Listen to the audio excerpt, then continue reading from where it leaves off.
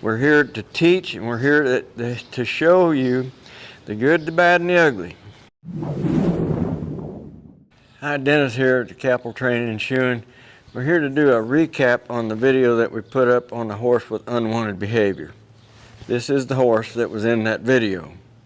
And I want you to realize that, for one, the reason that I chose this piece of equipment instead of a flag to start with was because I had asked the lady that owned this horse to come in and demonstrate to me how she worked with the horse and how she got along with it, so I have a better idea of how the two were interacting.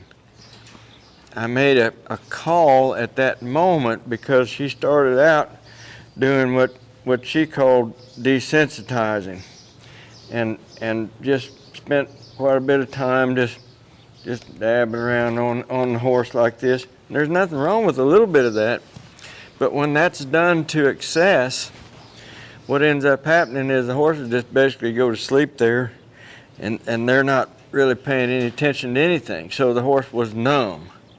I also noticed that this horse did not have any respect for her, and he was crowding in on her, and then he would pull away from her as well.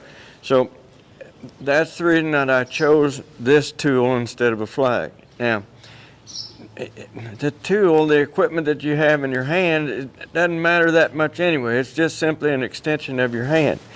And when you're watching this video, you're going to see this horse set me up, got away from me. Okay?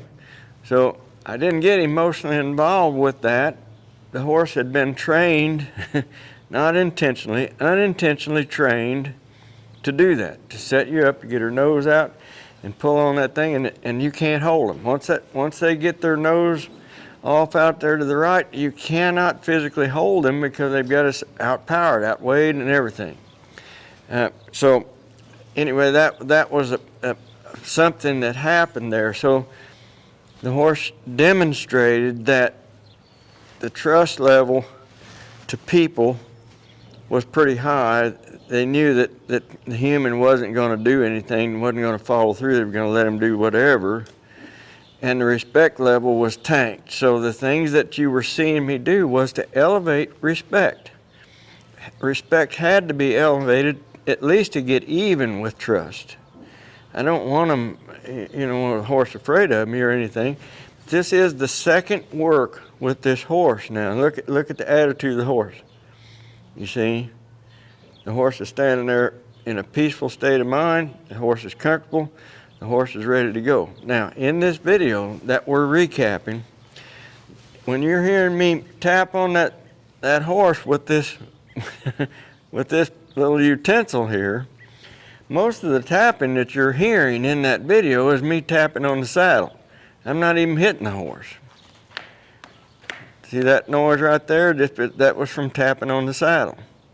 Now, watch what happens here. I'm going to ask this horse to come forward, raise my energy up, get that horse to step forward, and you see that horse stepped there with a soft, willing step, never tightened the lead rope, kept looking where it was going.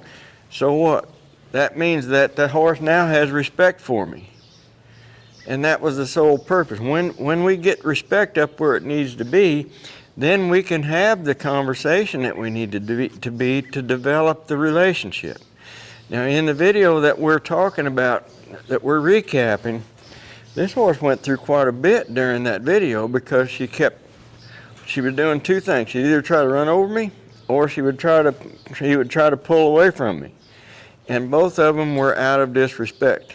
So all I did was set the stage using the elements of a boundary that she couldn't cross.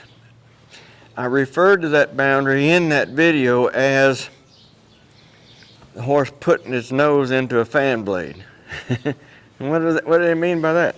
Well, if I've got a boundary set right here and the horse doesn't come into it, the boundary's not doing a thing. I mean, it's not hurting the horse one bit, but if the horse comes over like this and runs into it right here, now who's got to move in order to maintain respect?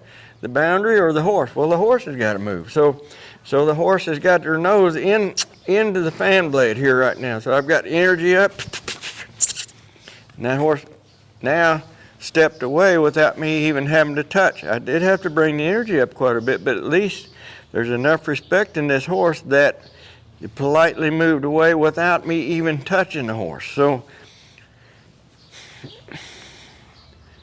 the boundaries are there simply this as tools. They're tools to show the horse where not to be, and on the other side of them, when the boundary is not, when the tool is not being implemented at all, to show the horse where the peaceful spot is when they honor, when they move away from the boundaries. And that's all that took place in that video. Now, another reason that I use this piece of equipment instead of something else, if I draw a line, I need to be able to back up what I'm saying. If I can't back up what I'm saying, that horse can run through me.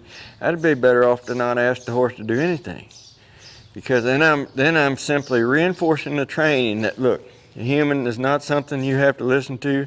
Go ahead and continue to do what you've done your whole life. This horse has run over everybody that's ever had a hold of her. This horse has dominated every person that's ever had a hold of him until now.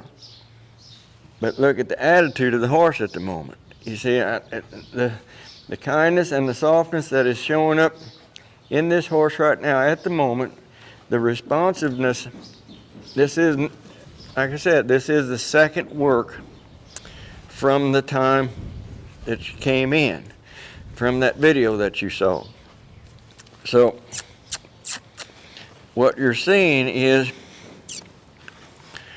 a horse that is saying, yes, sir, I know that when I respond to your suggestion, that my world becomes peaceful. And, you know, so when you're watching that video, just keep those things in mind. And I do have one favor to ask, that when you start watching these videos, watch them till the end. Don't watch them for a time or two and then quit watching and make a judgment call on what you saw in the beginning, because we're not hiding anything. We're here to teach, and we're here to show you the good, the bad, and the ugly. Now, if you come in and there's ugly going on, sometimes things get ugly before they get pretty. That's just the way it is. And if you want to learn how to deal with horses in a way that's effective, and in my opinion, the most humane and the most kind way is to establish yourself as the leader. This horse wants to follow a strong leader. Any horse wants to follow a strong leader. They don't want to be there in the role of making all the decisions. That's not where they're comfortable. They're comfortable following the leadership of a strong human leader or a strong four-legged another horse. So, you know, the establishment of clear-cut boundaries, the implementation of them in a way that makes sense to the horse. And what makes sense to the horse is when they challenge a boundary, they're trying to get that boundary to move. If that boundary moves, bammo, the horse now is back in charge. So we cannot back up from that boundary. So go back and rewatch the video and watch it through the lens of what's actually going on. And please stay until the end and see the change that happened in this horse. And you're seeing the follow-up that happened in the second work right here, right here at the moment. I mean, you can't ask for a horse to do better than what this horse is doing right now. She hasn't crowded me once. She's done everything I've asked her to do in a willing, kind attitude without me even having to touch. All I had to do was raise the energy up to get the response. This horse is happy and in that wonderful sweet spot. So please go back and rewatch that video and enjoy what you're seeing, knowing fully well you've already seen the end result that comes from it. So then hopefully you can relax and learn and really get a lot out of the video. There's a lot to learn in that video if you'll lay down maybe some preconceived ideas of what's going on. there was a lot of misconception on what I was doing, because who knows why, but it doesn't matter. But anyway, we're recapping that video. That's what we're out here today for. So thank you for your time. I appreciate you being with us.